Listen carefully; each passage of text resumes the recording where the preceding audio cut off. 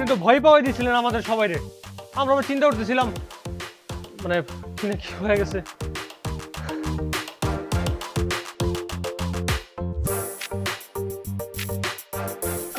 আমার কি হয়েছিল? হুহা ছিল হুহা, সবাই মিলে হুহা খেলতেছিল। আবার শুরু করেন। বাচ্চারা তোমরা হুহা করো। আর থাক না। কামাল মামা, তোমার ওই ওষুধের সাথে কি মিলানো? মশা তো মরে না, ওটা দিয়ে মানুষ অজ্ঞান হয়ে গেছে।